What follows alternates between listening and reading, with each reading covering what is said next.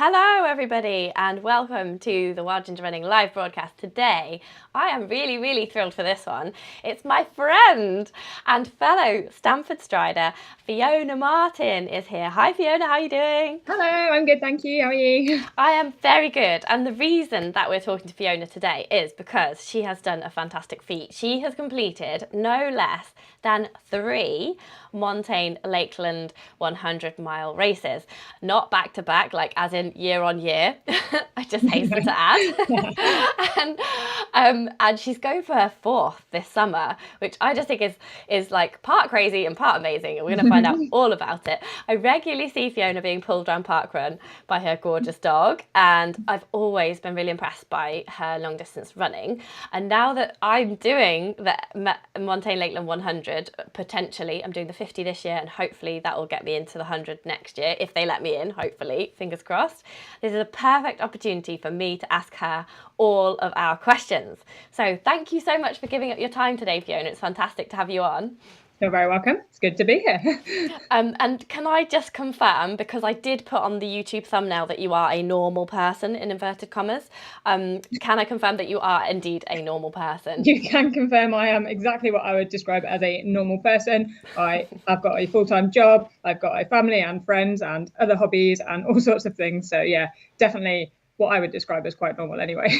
Yeah, I would say that you are very normal as well. And so within that normal parameter, can you just give us an idea of how long it takes you to do the Lakeland 100, just so that we can check that you're not an elite athlete? Absolutely not elite. So it's got a time limit of 40 hours.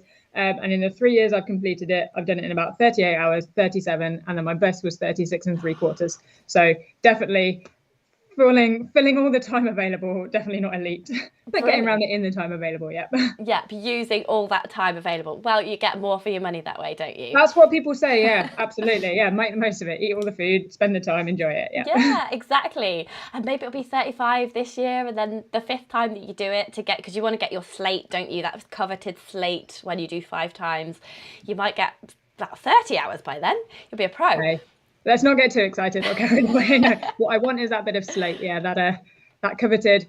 I don't know if they quite knew it would turn into the thing it's become. So when I did the 50 I think it was the first time, it was the first time they ever gave it out to someone who completed 5 successful Lakeland 100s. And there were only 3 or 4 people they gave it to that particular thing. And then as I've been back year on year, you sort of see the slates all laid out on the stage, ready for the presentation, and there's more and more every year. And yeah, I think they could do with taking over the slate mine or something. We've now got kilograms worth of slate to give out, but yeah, it's a lovely memento and one that's absolutely motivating me. Yeah, it's drawn you in. It really drawn you in. So it really has, yeah. So for anybody who's watching who doesn't actually know what the Lakeland 100 is, because let's face it, not everybody is into running 100 miles. I certainly wasn't until I just thought, why is everyone banging on about this? Let's give it a go. What is the Lakeland 100 in a bit of a nutshell? So the Lakeland 100, firstly, it's 105 miles, just to get that one out there. It's 5 miles. That means that's another hour, isn't it? Really, at that not point. an easy 5-mile finish either, no. But it's it's a 105-mile race. It starts in Coniston at the south of the Lake District, and it basically takes in a big loop of the Lake District. At the northern end, you get up to sort of Keswick and Blencathra is sort of, I think, the most northern point. You don't climb Blencathra. It takes in a lot of the less well trodden peaks and troughs and paths and passes. But that's not to say it's not got plenty of climb. It's got plenty, but it takes in the less well-travelled ones all the way back round and back down to the south again. Yeah, so that's fantastic. And it's like, what's the terrain like? I think is it like nearly 7,000 meters of ascent, even though you don't go up to the peak? Definitely should have researched that. Oh, don't worry, I made a spreadsheet of all the 100-milers. That's fine. It's available to patrons. It's basically fairly relentless. It's up and down and up and down. You climb out of one pass down into another. Most of your checkpoints are sort of at the bottom of passes in little villages or sort of places where you can get to. And yeah, the terrain it's all off-road. It's not, for someone normal, it's not very runnable in terms of the climbs and the descents. You sort of look at it and go, that's a bit down. I could run that, but it's very rocky underfoot. But it's enjoyable. I'll put it's a different kind of challenge, if you like. It's an endurance challenge as opposed to, I don't run lots of it, because that's what a lot of people ask me straight away. How do you run for that long?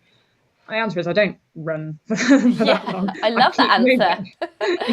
Keep moving. I climb, I scramble down, and I run the bits I can run. There are runnable bits, but they're just little shuffle bits. But it's more of an ultra hike then for people using that whole time available. And I just was wondering, because even though I have known you for several years and we've been on, I'm sure, several nights out together and things for people's birthdays, but I don't actually know how you got into running in the first place. Well, yeah, you've got my husband to blame for that one. So I was not a runner or a sporty person at school. Really? We talked about our hobbies at school. I wasn't good doing cross country and that kind of thing. I wasn't sporty in the slightest.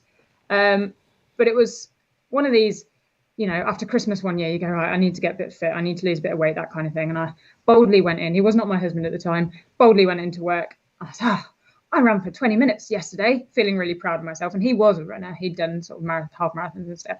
And he said, amazing, keep going. There's this event you should enter. So entered this 5 mile event. I thought, oh yeah, I could get up to 5 miles. Turned out it was one of these obstacle. It was called the Beast. It was over at Mowbray on this equine. Cool. Cross country. Yeah, I stood on the start line going, I'm never going to listen to you ever again. That didn't work. Was he there? Was Tom there on the start line? Yes, he was there. Yeah. But he wasn't your husband at that point. He was not my husband at that point. No. Oh, he's got some work to do at this point. Yeah, I think that should be where we go.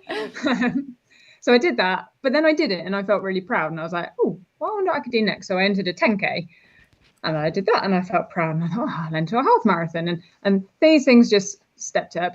And then it was his fault again that we entered the ultra, to be honest. Really? I'd done my first marathon. It hadn't gone very well. I wasn't prepared for the distance. I hadn't enjoyed it particularly.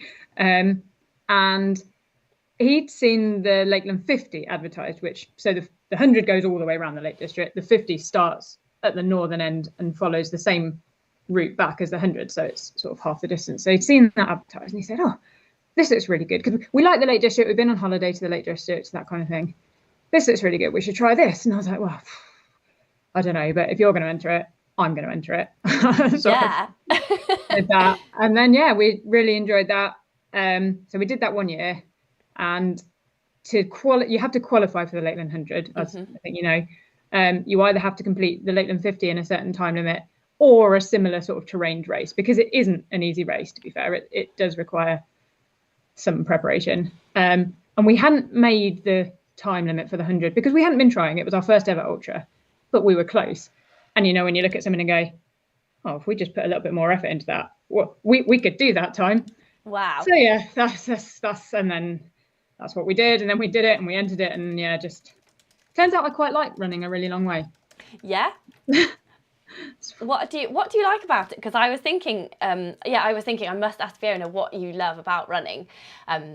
Because you came to it, not really late in life, but, you didn't like run as a kid or anything like that. Like some of these, elite athletes do, they're just running all their lives. Yeah. So what was it for you that just kept you coming back to running?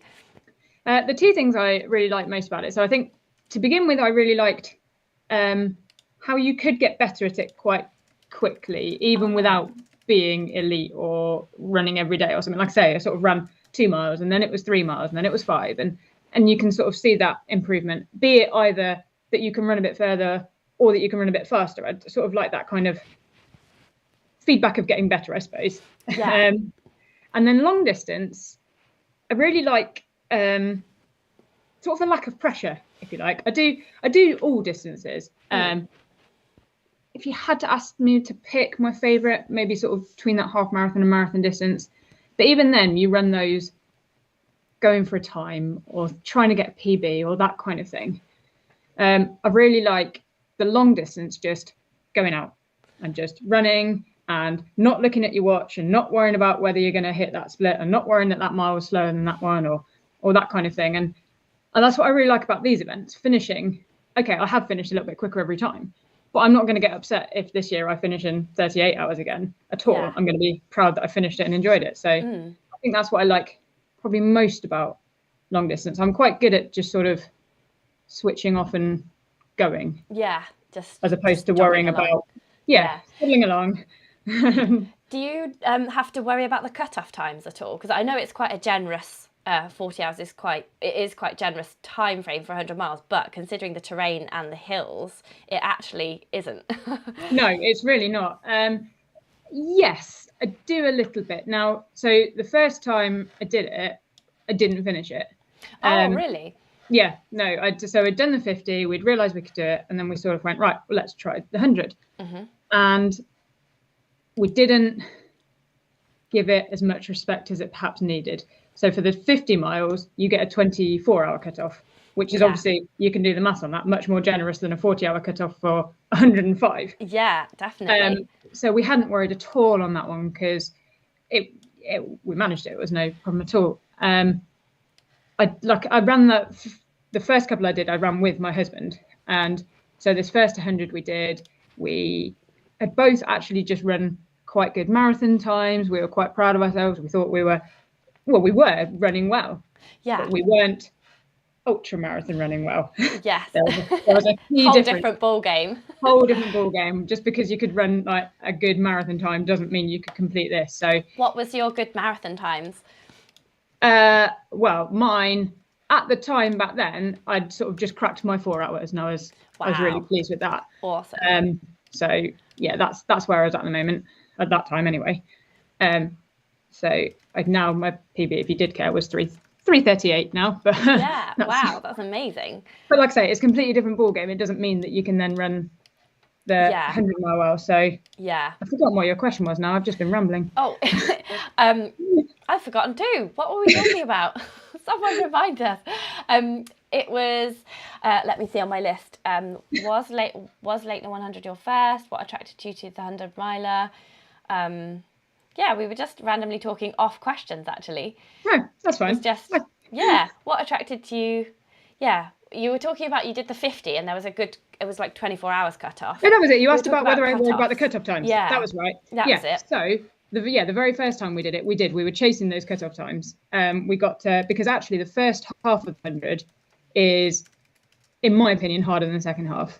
There's some really tough climbs in it. Right. And the cut-offs are, for me anyway, tighter.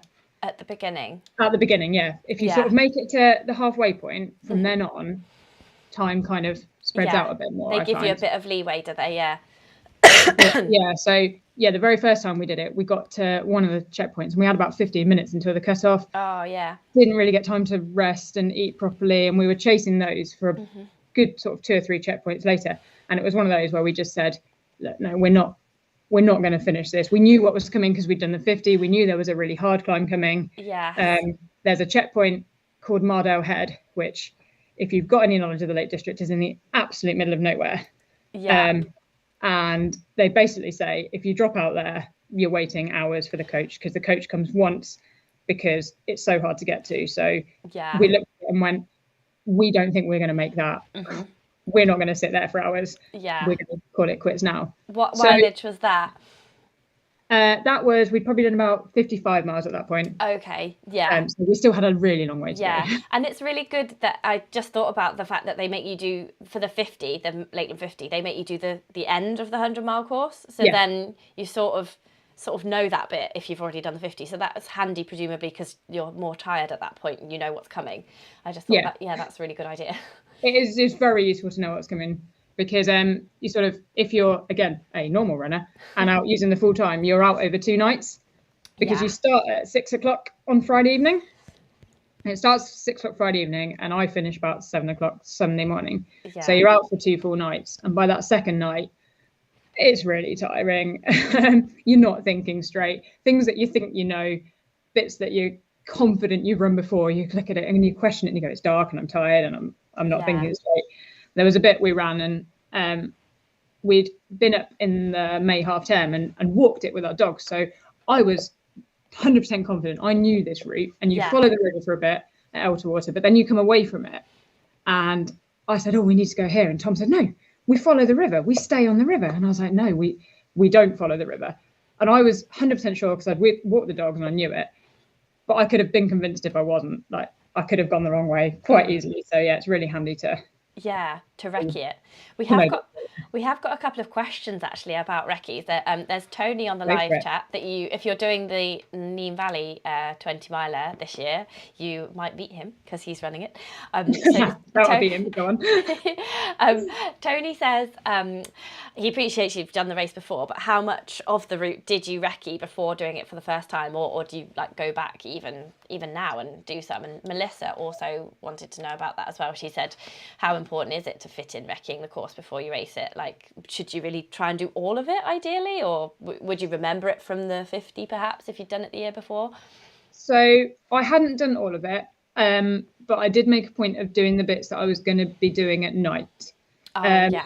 Because I thought that would be the hardest bit. So for the 50, I'd recce'd from Ambleside to Coniston, which is sort of the last about 17 miles. Yeah. And that is in the dark, is it, by then? It is for me, yeah. Yeah. I'm in the dark for that bit at So my kind of timings, yeah. What time does it get dark in July then? Is it about 9 o'clock? 9-ish, yeah. Yeah. Yeah, because it's the end of July, isn't it? So by 9 o'clock, you're still running, even on the 50. Yeah. I finished about 2 in the morning, give or take. Oh, okay. Yeah. So, yeah, definitely recce'd that bit. Now, if you can't get up there to recce it, you will be okay. The road book is incredibly detailed, almost sort of turn by turn, step by step. It will say in 50 metres, there'll be a cairn, take the path here at this point. Wow. And there's a lot of people around as well. You're very rarely on your own. Because of just so many people doing it as well. So there's, as long as you don't get in that mindset of, oh, there's people, I'll follow them, because they might not be going either. Exactly. I've done that before. Yeah, we all have. I've done it too. Yeah. I couldn't have done that. You weren't confident either. So yeah, I would, if you can and you want to do it, recce Ambleside to Coniston would be a key one for the 50. For the 50, yeah. What about for the 100? What would you recce for that? So for the 100, again, I did the bit that was definitely going to be in the dark. So I went from Boot to Braithwaite. So that's covers. B2B. Yeah. Well, it then covers Buttermere in the middle as well. So you go from Boot to Wasdale Head to Buttermere to Braithwaite. Okay. And I recce'd those bits as well. Yeah. Because again, we knew they would be in the dark. Yeah. Which was useful. And do you remember all of it? No. But do you remember bits of it and go, oh yeah, here's those stepping stones. Oh yeah, here's that bit. Oh yeah, this bit. And it's also a little bit nice to know what's coming. Yeah. Because between Wasdale Head and Buttermere, you climb Blacksail Pass. Oh yeah. It's fairly horrendous. I think the first time I'd ever come across that was on the race. I might have cried a little bit. Yeah. I sort of knew it was coming, and I knew, like, I've been up here before, I can get up here again, sort of thing. Yeah. Oh, that's brilliant. And when you recce it, do you recce it in the daylight, or do you kind of wait until it's dusk and you're like, oh, I'll recce in the dark because it'll be there in the dark? No, I did it in the daylight. We sort of thought, let's get to know this. Let's make sure we can do it. And also, it's just nicer, really, then, isn't it, as well? You get to see the surroundings as well. You're going to be in the dark on race day. I suppose there's something to be said for doing it in the dark. The actual Lakeland 100, they organise recce's. If you can get onto one of those organised recce's, that'd be great. Unfortunately, being a teacher, they're in term time, and it's just a bit of a way to get up there. Yeah. And they do them at the right time of day. So they do that Ambleside to Coniston one overnight, yeah. Oh, right. Like, so they do it as if you were taking most of the 40 hours. They do it at that time scale, do they? Oh, that's really cool. I didn't realise that the training sessions would do that as well. They sell out so quickly, though, don't they? Because they're only 25 quid, aren't they? The whole race is only... When I put my spreadsheet together of, like, the other 20 or so 100 milers that are quite prolific in the UK, I just realised how cheap it is compared to all the other ones. Like, it's usually over 200 quid to do one of these type of things, and £140 is brilliant. It really is. And you don't... It's not a skimping race either. There's absolutely everything you could want, all the food, all the and drink, free camping. Yeah, exactly. Well. Yeah, no, it's a really good.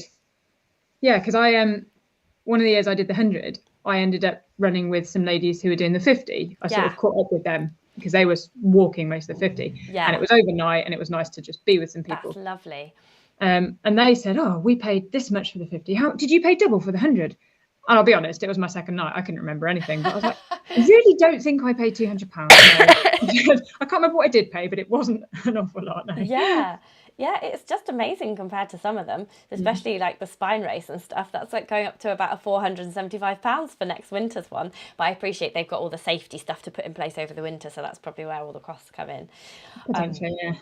Yeah, and we'll get onto kit and stuff in a minute because we have got some questions about that and like Okay. poles. Phil wants to know about poles. Tony wants to know what's in your pack.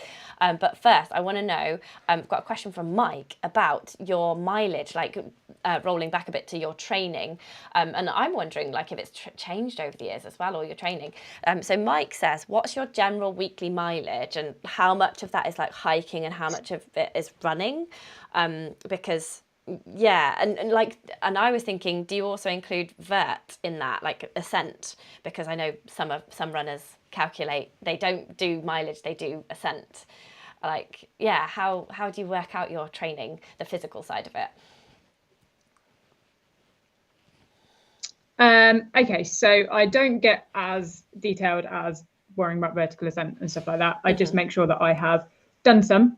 I've never calculated exactly how much I've done, but yeah, so the lessons that I learned from not completing the 100 the first time was that I needed to change my training. Okay. That just going out for 20-mile runs on tarmac wasn't going to do it. Yeah. So it was at that point I switched to making sure that I just had long days out, and it didn't have to be running, it just had to be moving. So I'd go from where I live and get to the Peak District in a couple of hours. So just go and spend a day out in the Peak District and make sure that I did climb places, and that you sort of had the climbs that I couldn't run up, because as well, running up a hill isn't the same as climbing up a mountain. Yeah. So made sure that I did plenty of those kind of climbs. Like I said before, we like going on holiday to the Lake District as well. So I didn't set myself a training goal as I must do 25 miles out in this Peak District. It just made sure that in the run up to it, I'd had plenty of days out, and that also my running locally, I did plenty of trail running, just so I wasn't just on the tarmac the whole time. And where I live, you'll know, Claire, there's not loads and loads of hills, but there are challenging trails. Yeah. So making sure that I did some of those, and just to get the strength in the leg. Joined the gym as well, made sure I did some strength work, because let's face it, most runners don't do enough strength work. I definitely fall into that category. Yeah. So I made sure I did a bit more of that. I wish I could tell you I had some incredible training plan that I could pass on to you, but I don't. It's, yeah, my mileage, probably at my peak, I don't get above 45 miles a week, because I just don't have the time. Yeah. So exactly, yeah, you can do it as long as you make sure that you've got some days out. So I'm going out into the Peak District later this week because it's half term. I'll try and get out again sort of in the Easter holidays. I also like to do a different ultra in the run up to it. So a few years back I did the GB Ultras Pennine Barrier, which is takes in the Yorkshire Three Peaks. I did that. Last year I did the Ultra X Spring Trail series down in the South Downs. That was 100k. Yeah. So again, I like to sort of get a longer distance race in, not 100 miles, because then you won't recover enough in time for it. So this year, like 100k kind of time, 100k like around May time kind of thing. Yeah, May, June kind of, yeah, May, early June. This year I'm going to do, there's the Grim Reaper at Grimthorpe Castle, which won't have the same kind of climbs in it, but will have just that keeping going, reminding your body how to keep going sort of thing. Yeah, and that one is 10-mile laps, isn't it? So mentally, I would find that really challenging. It must be just so hard not to be, I have to stop at this I'll see how that one goes. I've not done it, so. Yeah. When you done one lapped ultra, I did Wendover Woods, which was a 50 mile, and that was a 10 Centurion. Yes. I loved it. It was really good, but it was mentally difficult. Being only 5, it was okay. The first 2 were great because you're feeling fresh, it's new. Lap number 3 was a bit harder. Then 4, it started to get dark, and I was really tired. And then 5 was okay again, because it's the last one. Yes, it's the last one. Yeah. It's good to break it down like that as well. I'm glad that you covered the other races thing, because we did have a question from Tracy about that, saying, do you do lots of other races in the lead up to the main race, being Lakeland 100? But it seems like you just do like the one in May, and then would you do like shorter ones in the lead up then? Yeah, I mean, it's not because I don't think it's important. It's because, let's go back to being a normal person and fitting it in. I don't have the time or the money to shoot around the country entering all of these ultramarathons. So yeah, try and get one in. And yeah, I'll do some other sort of shorter ones around. I'm doing a road marathon this year. I'm doing Manchester Marathon middle of April. Again, just to sort of, my figuring on that one is if I'm marathon trained by the end of April, because I'll then have miles in my legs and general fitness, then I can sort of shift the focus of the training to the longer sort of trails in the upcoming 3 months. And I've done that before. My husband and I, we've done sort of a spring marathon, and then shifted the focus of the training a bit. So hopefully that'll work. I must say that is what I'm doing as well, but not a road marathon. I've never done one of those and probably never will. But I'm doing like the 50k, so 30 miles. I'm doing a couple of 50ks, like Manx Mountain Marathon in April, and then UTS Ultra Tour of Snowdonia in May. Perfect. Yeah, so I thought, and then I'll have the 50 in July. But it's interesting that you're talking about fitting it in like that, because Tracy also has another question. Tracy had a lot of questions. I think she's got 100 coming up, so she's like me. She's like, give me all the knowledge. So Tracy says, how does Fiona integrate running or hiking into like general everyday life? Like, do you do any run commuting, or do you like run to the shops, or do you like me, do you like walk around with like not a child on your back, but would you get a big backpack out and walk to the shops with a big backpack on your back or anything like that? Yeah, I haven't done it yet this year because it's been cold and dark and horrible, but I do run home from work. So I've actually moved house since I last did it. I live now about 9 miles away from work. I used to live about 15 miles away. Oh. So I'd run home. Then my favorite way of getting in my miles nice and early is just getting up early on Saturday morning and running to parkrun. Oh, you run to parkrun, I see. Yeah, and then you get the dog to pull you around. Then the dog pulls me around, yeah. So I now live about 12 miles away from parkrun. So yeah, I run there. Sometimes run a little bit more. So this week, I did about 16 miles before I did parkrun. Yeah, like a long loop to parkrun. Then do you run home from parkrun, or did you get a lift home? Anymore, I get a lift home. So I used to live, before I moved house, I lived about 6 miles away from parkrun. So I'd run to parkrun, do parkrun, and run home again, and that'd be perfect. Now that I live about 12 miles away from parkrun, I've not yet run to it, done it, and run home again. It's not to say I won't nearer the time, but I haven't yet. Yeah. Interesting. And that means just your long run is sort of done by 9:30, and it's sort of out the way and doesn't interfere too much, because otherwise it's, like you say, a normal person, family, friends, take up the whole of the weekend by saying, oh, I'm off for 20 miles. It sort of gets a bit, probably a bit too much of the time. So no, that is really good to fit it in early, and parkrun really gives you that deadline, doesn't it? So you've got to be out for a certain thing, see loads of people, have a coffee afterwards. Brilliant. And it still means you can do parkrun as well, because I really like parkrun for what it is. But if you're training for a longer distance, you sort of go, oh, do you know what, 5K is just not enough. And it's not. But if you sort of tie it in with something else, and it also gives you that kick of running a little bit harder when you're tired, because as much as you stand on the start line and go, I'm going to take parkrun easy today, you start going, and no one ever does. No one else has done 12 miles already, so everyone else is shooting off, so you sort of join in with them. So and you're like, oh, usually I could, if I'm not doing the 12 miles prior, I can usually keep up with this person. So then you feel like I need to keep up with this person. Exactly. So it does that kind of training on tired legs kind of thing as well. That sounds great. I would do that, but I've got Finley on a Saturday. Steve takes him on a Sunday while I do a long run with the club. So I'm just thinking, can I like cycle there with Finley in the trailer just to get tired legs beforehand? Would he put up with that, to then be in the trailer again for a run? I don't know if he'd really go for that. You know the answer to that. I can tell you all about running, nothing about children. Do not have a young child. But you've got you're married to Tom, aren't you? So you've got stepkids. Does that sort of impact on your training or anything like that? Doing family stuff with them, you have to presumably work runs around spending time with them, or are they old enough to just get on with their own thing now? They are old enough to get on with their own thing, but it's still nice to. I don't want the weekend that they're around to say, oh, I'm off for 4 hours. So no, I do, and that's why, like I say, getting it done early on a Saturday is really useful. And then the running. She asked about running commutes.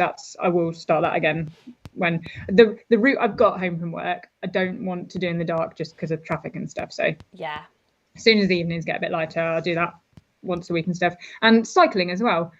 I couldn't tell you for definite that cycling helps, but I feel like it must. It's sort of those quad muscles and thigh muscles, isn't it? So I do cycle to work and back as well, and sort of get on the exercise bike, that kind of thing. Sort of just mixing it up. Like I said, you learn a lot from failing, don't you? So the time we didn't complete the 100, that definitely taught me to mix it up a bit, get out on the bike, get that sort of fitness. Because as well, you can't run 20 miles to park run on Saturday morning if you've destroyed your legs doing that many miles in the week as well. So Yeah. that other kind of fitness, that being on the bike, the core strength training.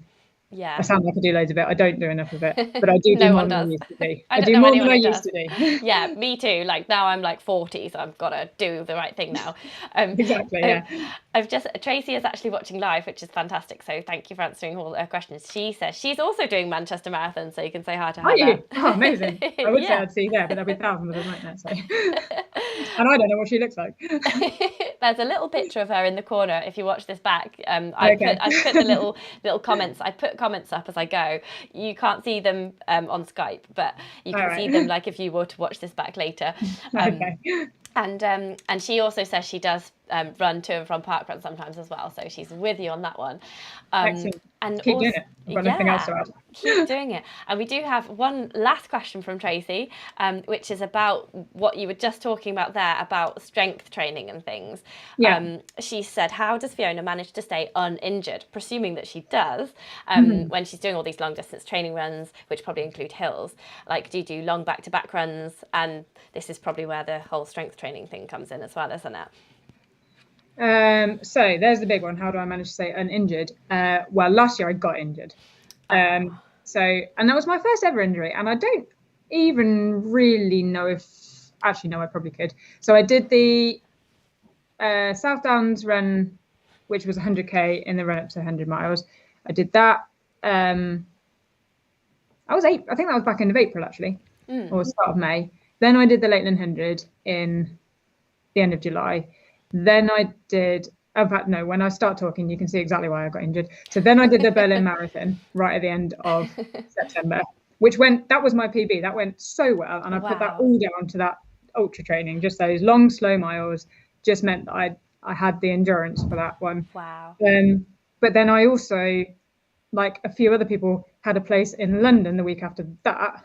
Wow. Because of COVID and things getting, and no one turns down a place in London, do they? So I did that. So, and then I stopped running until about Christmas because I said, right, I need a rest now. And then I got injured when I started to build it back up again. So the answer to how I don't get injured, up until then, I think I just did too much. I think prior to that, all of my long distance ones, I'd already had a good period of recovery afterwards. And by recovery, I don't necessarily mean anything active or special. I just mean give myself a rest. Made sure that I didn't go out and do something daft afterwards. So yeah, I suppose again, you learn from mistakes, don't you? I suppose last year I just did too much in one go. So I've been really careful. I've just made a point of not doing anything too daft. My build up has been sensible. So I started running again last summer, and I had another place in London because I've got a good for age, and no one turns down places in London. So I did run that, but then I backed off again, and this build-up's been really sensible. So I suppose I would just say I don't think I did anything special to not get injured, but I'd always been quite sensible. Yeah. I'd never done my 25-mile long run and then done intervals the next day or that kind of thing. Yes. Enough rest, sleep, food. Plenty of food, yeah. So I suppose that's what I'd say. Yeah, the time I did get injured, when you speak it through, you can see why. Yes, yeah. Yeah, and Tracy is just listening to that live, and she just said she's just deferred on a 50-mile ultra because otherwise she would have had a marathon, a 50-mile, and a 50k in the same month. Wow, that's a lot. Yeah, that's a lot if you're going to be racing them.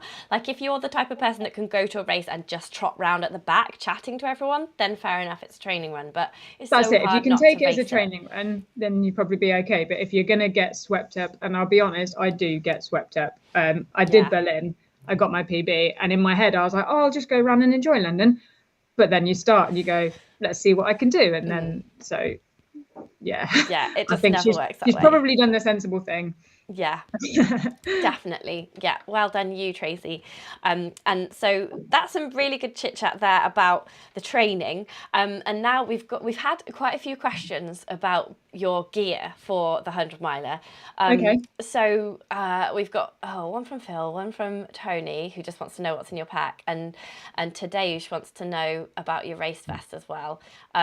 So yeah, should we chat about the poles first? Because I'm intrigued about this because you see so many runners with poles. Trail Running Phil says, poles or no poles? Poles, Fiona. Well, if he's asking me specifically, I've never used poles. Really? No. Why is that then? Like, what makes you think that poles aren't good? Phil says he hears some runners calling them cheating sticks. Is that your opinion? No, that's not my opinion in the slightest. I think if they help you, absolutely go for it. I've never used them because I've always been okay without them. And what I would say about poles is, if you are going to use them, learn how to use them properly.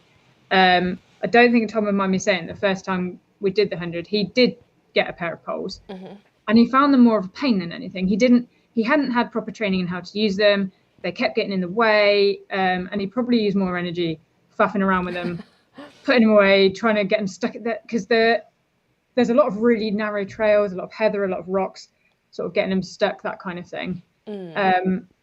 I'm quite small. I'm quite light comparative to other people, so I've never people sometimes laugh at me, but I get down really low when I climb, and it just feels natural. I'm sort of really down, really low doing this climb. Hands on your knees.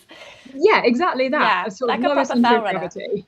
And this bloke was like, "What are you doing down there?" I was like, "Oh, I just find it easy to climb like that." So it might be that I just have a body geometry that means that I can get away with it. But I know there are a heck of a lot of people who swear by poles, and say that they help them on the descents maybe more than the ascents, because they sort of take away that kind of impact, or they help manage that kind of impact.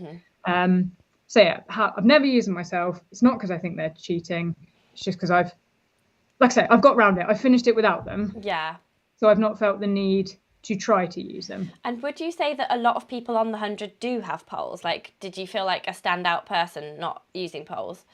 Yes. I didn't feel standout, but there'll be a lot of people who will use them on the 100 but not the 50. Yeah. So there's a really good community to the Lakeland 100 the whole time. There's a Facebook site. Yeah, it goes the whole way around. Facebook people page. Are asking questions. There's some hilarious comments on there. Oh, there's some absolute crackers. They're talking about clanging cups at the moment, because you're not allowed cups, obviously, so you've got to take your own cups. There's no plastic cups. 2019, yeah, I can tell you all about that if you've got another hour.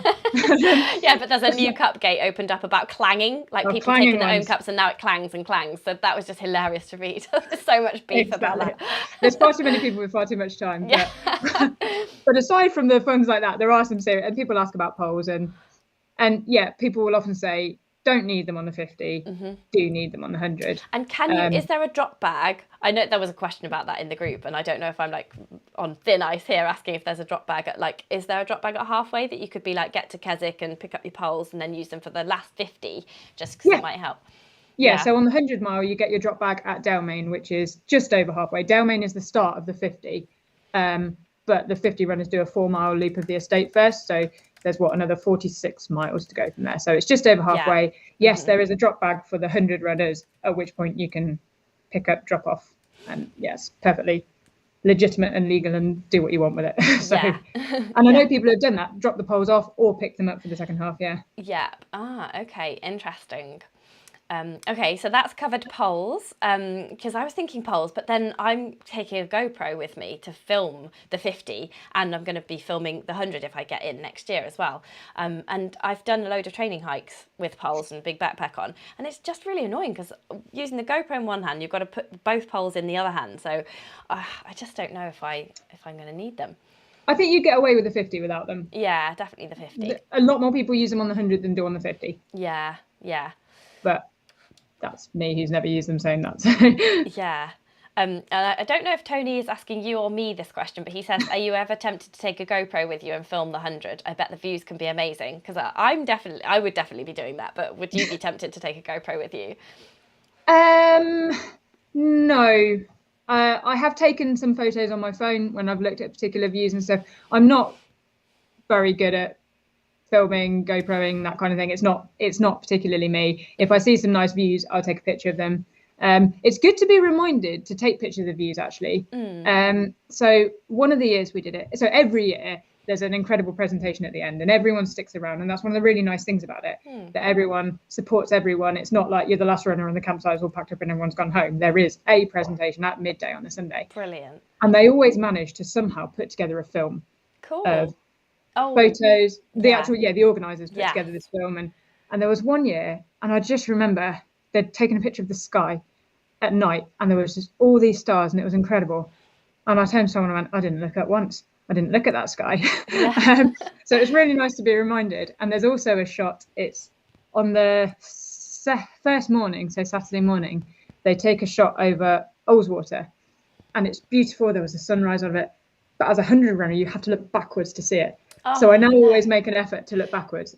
So sort of one day it was really misty and rainy and it was rubbish, but I have caught that nice shot as well. So not tempted to bother to take a GoPro, but do take some pictures and remember to look around and enjoy the scenery, because otherwise you can be slogging up and go, especially if you're in a bad patch, not turning around and actually appreciating where you are. Yeah, well, it's hard to do that for a whole 36 hours, isn't it? Be appreciative for a whole time. But Tony's also got another question. He just simply says, what is in your pack, Fiona? What is in my pack? Yeah. So they've got a big list of mandatory kit, which is absolutely fine and makes sense. So your spare base layers, your emergency food, your cup, your solid cup, not a collapsible cup. So in addition to all of the mandatory kit, something to put on at night because it gets cold, even though it's July. I remember one year I was at one of the checkpoints near the end. It must have only had about 15 miles left to go, but I was really shivering. I was really cold. And your emergency kit, you're not allowed to touch. That is emergency kit. If you take that and you wear that, that's officially, you've sort of declared your race over. So is that in a sealed bag that they seal, and then if you've opened it at the end, they check that and then they go, you used your They say they can. I've never had mine checked, probably because I'm not elite in winning it. That is the theory, that checks could happen and you're not supposed to use your emergency kit, because if you've got your emergency kit out and then an actual emergency happens and you've got nothing else to put on it, it all makes sense. It's all there for safety reasons. So I carry something else that I can put on, because starting end of July at 6 o'clock, it can be really warm and you start out in your shorts and t-shirt, but actually the night comes, and especially when you're tired, it gets quite cold. So I remember that year I was really shivering. I'd already put on the extra top I bought. I just put on my waterproofs. It wasn't raining. But I just put on those as warm. Exactly, as an extra layer. So put those in. Snacks to make me happy. So there's so much food. And again, if you look at the Facebook site, there's so many chats about what food to take. And people will say, you don't need to take a lot of food. And you're right. The first year I did the 50, I don't even know how many grams of food that I didn't eat, because there is so much at every checkpoint. But I like to take midget gems are my favourite. Just, I don't know how particularly good they are in terms of nutrition, but I just really like them. Good sugar. And I tell you the ones I really like, the Sainsbury's Basics ones, because they're really soft. If you get the proper Maynard's ones, they're a bit chewy. They're really hard, Exactly. So they're really soft ones. And just food that will just make you feel a little bit happier when you're sad, because you will get sad. So I'll tell you the other ones that are really good. There's I think they're called Stroop waffles. They're kind of wafery type things with caramel, and they're really tasty. Something that will just perk you up a little bit. That doesn't weigh a lot, but that will just, so when you get to the checkpoint, go, right, I've had a cheese sandwich and some soup because I know I need that, but actually this is what I really want. And put something like that in your drop bag as well. So I always put a Snickers bar and an ambrosia rice in mine, because they're my little treats to think of. So when you, in the next 2 hours, I'm going to get my ambrosia rice. That sounds good. Do you have sorry, carry on.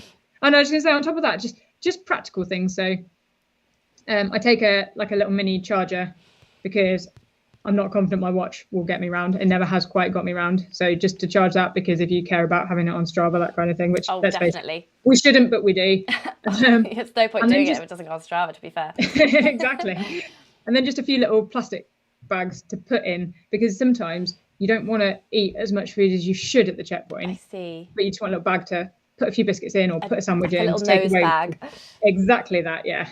So Yeah. that kind of thing. And because if it rains, just to put your phone in your, because they give you a road book, I told you about it, which really detailed, but just put that in so it doesn't get wet, that kind of thing. So yeah, Yes. not loads on top of the mandatory kit, because it is very Extensive.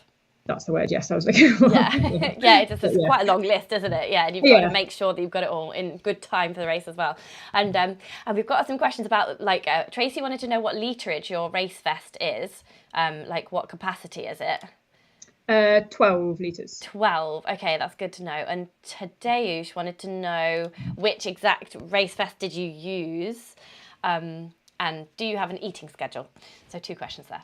Okay, so my race vest is the Salomon 12 litre. Oh, the Advanced Skin 12. Yes, the Advanced Skin 12, thing. that's the one. Yes, I've got Yes. that. Yes, I'm testing go. that at the moment. So yeah, I've got that. It's just here. This is what it looks like, everybody.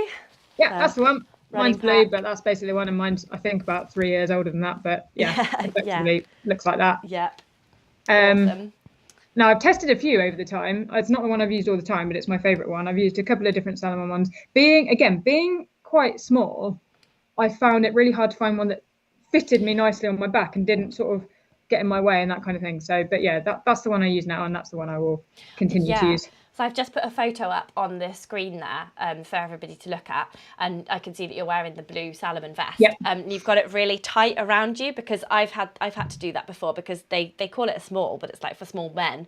I don't know what Killian Jornet does, because he is presumably quite small. I don't know what Emily Forsberg does, because she is presumably also very small.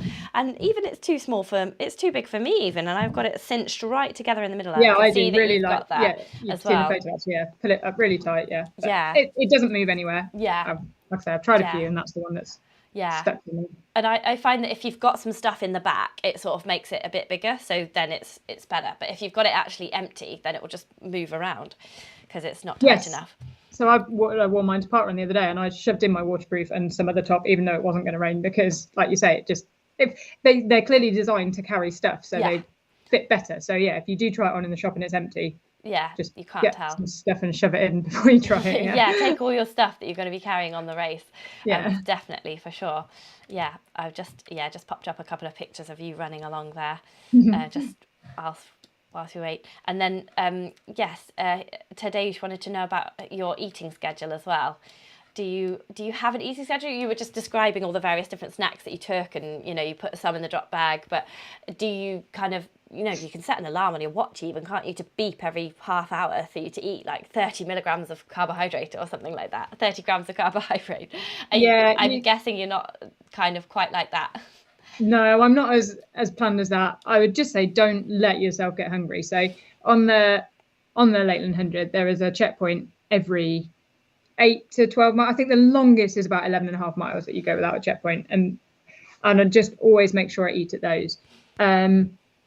But yeah, do eat proper food would be my suggestion. I bet there's elite people you've spoken to who do it on some gels and some pouches of stuff. Yeah, but they're only out for 20 hours, aren't they? Exactly. So they can do that. I sit there. So they have starts at 6 o'clock. They have a briefing in the sports hall at 5 o'clock, where I eat a peanut butter on a bagel, because I've discovered over many years that that's what I like, and that's what sits nice with me. So I eat a whole bagel smothered in peanut butter on that. And I also sit and I like a little chunk of it on the start line as well, because there's nothing, especially starting at 6 o'clock. Yeah, it's really dinner time. You've got to think about when you eat, because that's dinner time. So you can't eat at lunch and then just go. So, and then I just make sure that I eat at every checkpoint, to be honest. They've got sandwiches, they've got cakes, they've got biscuits, they've got soup, they've got pasta. And I just make sure I eat something proper. And yeah, because people often say, oh, how do you eat and run? And I go back to, you don't always run.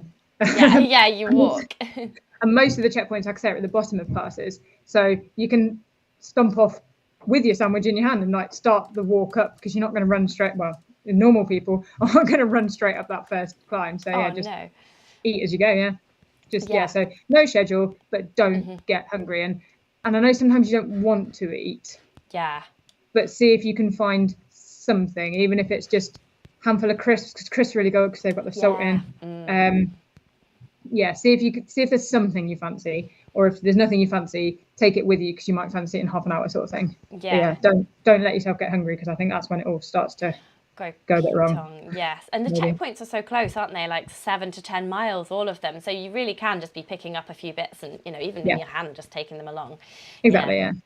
Yeah, that's really good to know. There's another question. So the questions are coming thick and fast. I can't keep up with this, guys. Trail Running Phil says he wants to know a little bit about your mindset now. He says, does Fiona think you can train your mind to be more positive or mentally tough, or is it just something that's already inside you? Okay, we're getting quite deep now for 1 o'clock on a Tuesday morning, Tuesday afternoon. We are, aren't we? I think I am quite lucky in this respect. I was talking to Tom in advance of this interview and sort of what makes you good at it, and I've always been quite positive about it. Someone else in the club, it was Claire Morley actually, she said to me, did you ever think you weren't going to finish? And I was like, no. Really? Always knew I'd finish. Yeah. And I just set myself really achievable goals. So like you say, it's never that far between a checkpoint. Like I said, I think the longest one's like 11.5 miles. So you look at it and you go, right, there's 8 miles to the next checkpoint.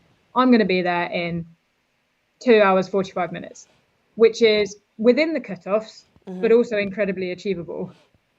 And then that kind of builds you up a bit as well. So can you train yourself? I don't know the answer to that one, because I think I'm quite good at it anyway. Like I say, I like going out for a long run and just going. Yeah. But I think you can do things to help yourself. I don't think having a difficult goal is helpful. I don't think if you go, right, 8 miles, well, I normally run that in an hour and 10 minutes, so I give myself an hour and a half. I think that kind of thing would be potentially counterproductive. I think you've got to be nice to yourself. Here's me trying to get all deep now. And if you don't quite make your time limit, not to beat yourself up about it. And I think just be quite nice to yourself and quite confident. And if you do start to think, oh, I'm not going to manage this, find someone to run with, because you can be a bit on your own and in your own head, and you hear other people talk about that and sort of getting a bit down about it. But if you find someone to run with, then you can just start chatting. There's this poor bloke a few years ago. I must have chatted to him for about 2.5 hours about my dogs. I think it was the second night. I was really tired, and I was like, can I run with you for a bit? Because I'm just sort of almost falling asleep as you run, when you nod off in front of the telly, that kind of thing. I was like, I just need to talk at you. So my name's Fiona, and I've got 2 dogs, and this is this dog, and this is this one. And I was like, he must have got so bored of it. But yeah, find someone else to buddy up with. And then he was asleep on the side of the trail. Yeah, he didn't finish, but no, I'm only joking, he did really. But yeah, find someone else to buddy up with, and either, just chat about something else. And then also stay away from the people that aren't very good for you. I did have to run away from someone once. Really? That gave you a bit of speed, did it? He did. He was climbing this hill, and he was like, I don't think I'm going to finish this. This is horrendous. It's really boggy. I'm not going to complete this. And I was like, so I can't be here. You need to.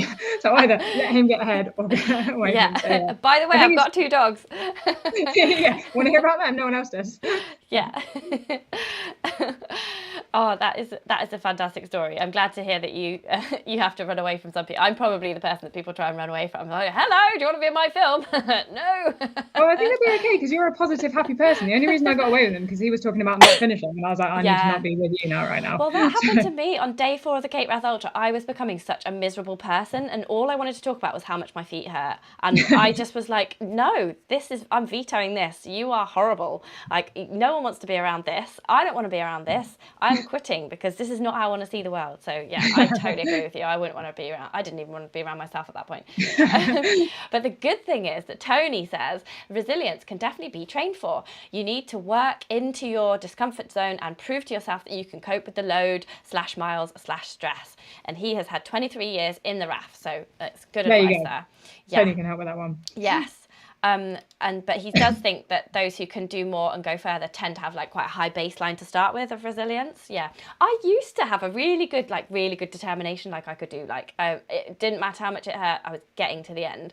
But then I started being nice to myself, and then I started giving up giving up because I was like, well, you don't have to be in this pain. Like, you're not running from a war zone. Like, you have decided to be here. So then I was like, well, I don't want to be in pain. So then I just used to quit stuff. So I've quit like 3 or 4 things since being And then nice you can to do it as myself. well. You've decided to be here because you wanted to finish it. So yeah, exactly. I can just turn it switch that around. around as I'm gonna well, have to yeah. turn it around now. I'm gonna have to turn it around. And Jeanette, my sister-in-law, who is downstairs at the moment, she's watching. She's visiting at the moment from Scotland. She said, to be honest, I would rather hear about your dogs than how hard a time someone is having. So Well, there you go then. everyone agrees. Well, we're coming towards an hour now, so I know we've kept you for quite a long time, but I do just want to cover your top tips for like if you could just say one thing, like what would if someone's doing 100 miles for the first time, like the Montane Lakeland 100 specifically for the first time in training, what would that one, if they only just did one thing in training, what would you advise it to be?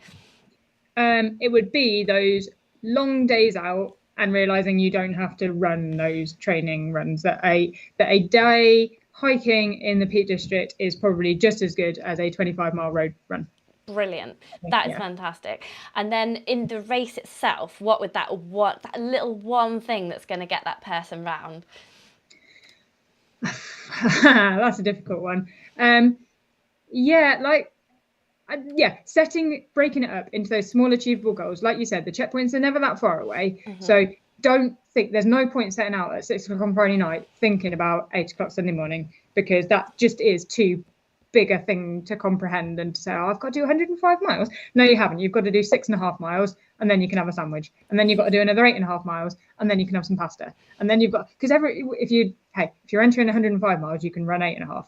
So yeah, absolutely breaking it down and never thinking about the end, because that's, I think, when you might start to stress about how far away it still is. They're the other people to run away from. The ones who go 5 miles down, 100 to go. You're like, no, I don't need this either. That's just annoying. Exactly, Breaking it down bit by bit and knowing that you are perfectly capable of doing that next bit, and that's all you have to worry about at that stage. That next 8.5 miles is all you've got to worry about at that point in time. Yeah, that's brilliant advice. I just love this advice because it's from a normal person. So we can all get on board with this.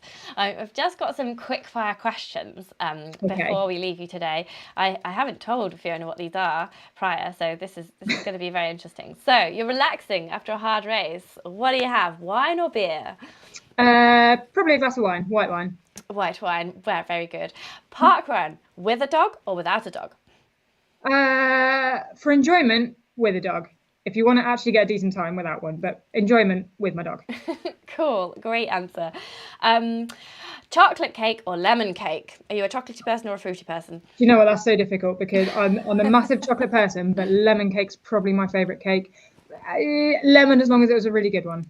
a good lemon drizzle cake. Good lemon cake. Yeah, especially like after a run, that might be quite refreshing, mightn't it? Yeah. Uphill or downhill?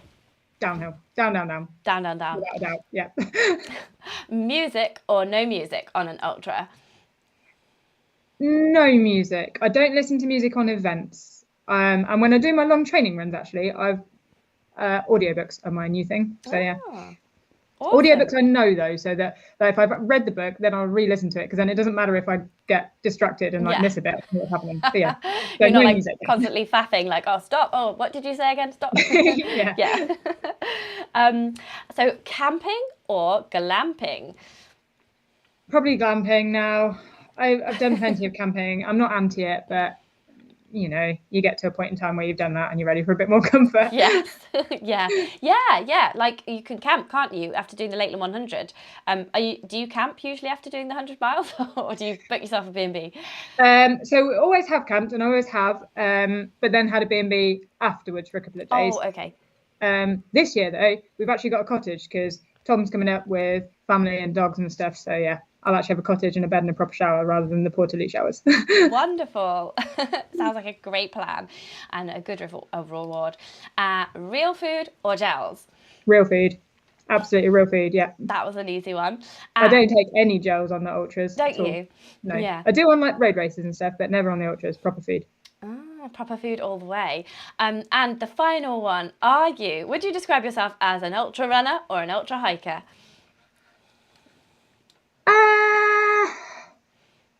That depends on the run. That's a hard one. On the Slate 100, you could probably have to describe me as an ultra hiker, but I run where I can. Like, if it's runnable, I will run it. If it's not runnable, then I will hike it. And probably more of the 100 is not runnable for someone like me. But other ultras that are more runnable, I will run them. That's not giving you an either or answer, but what are you getting? You're an ultra run hiker. Yeah. Yeah. Exactly. Well, ultra runner who's not embarrassed to hike when they have to, because they do a lot of the time. Yes. Well, you sound like you've got your head fully screwed on, Fiona. I have had such a good time chatting with you today, and thank you so much for giving up an hour of your time in your half term to come and let us all know how you've achieved this amazing 3 Lakeland 100 race completions. I'm just in awe. It's just absolutely fantastic to have you on, and I'm wishing you all the best of luck for this year's race. I'm going to be do you have a dot? Can I follow you?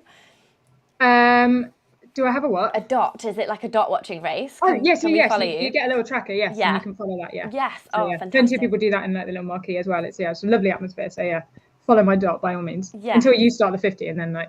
Oh yeah, and then I'll look on my phone. But you'll be finished before I finish, so you can follow me then afterwards as well. Are you not going to catch me up? Will you not catch me up on the 50? I doubt it. It depends how quickly you're going to go. I don't know. Well, I'm going to try and do it in like 15 or so hours so that I qualify for. I won't catch you up then. No. Oh, okay. Oh. No, that would have been really fun. You'll be finishing middle of the night, about 2 o'clock-ish if you go for that time, and I won't finish till like 7. So yeah, I will not catch you up if you're going for that time. And I might stay up for you then if I'm like on a big high, then I could stay up, couldn't I? Or at least get up. I don't want to promise anything though, because I might just be battered. That's fine. I won't be offended if you're not there, but it'd be a lovely surprise if you are. Yeah. I can't wait to see you there, because I'll be there that weekend, and I'm sure we'll hook up at some point, and I can absolutely, yeah. I'll be cheering you on the start line, won't I? Because I can cheer you on. That'll be brilliant. I'm really looking forward to it. It sounds like a fantastic event. I've heard so much about it. So it is. You'll love it. You'll get sucked into it, and I think you'll want to do it again. It's one of those that sucks you in and invites you back. And it's not a tick off, I've done it, move on. It's a real kind of a real community around the event. Yeah, it does definitely seem that way. Like listening to Mark's podcast on the Run to the Hills, he was interviewed there. It does sound like a fantastic event, and it's not like costing the earth or anything compared to the other ones. So I'm all in. I'm looking forward to it. And Tony Reeves has a brilliant comment to finish on. He says, "This has been brilliant. Thank you both." Tadeusz says, "Thanks, great info." And I think everybody has had a fantastic time, and everyone thinks that you're brilliant and you can do the 4th, and they want to see your slate. Maybe we'll get you back on, like when you've got your slate and you can when hold I've got my it. slate, Her slate, show us your slate.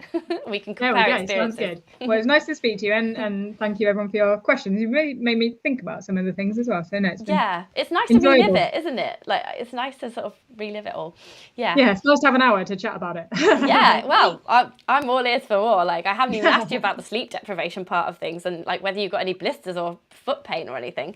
So I need to harass you at parkrun again. Another hour, another time. Another hour, another time.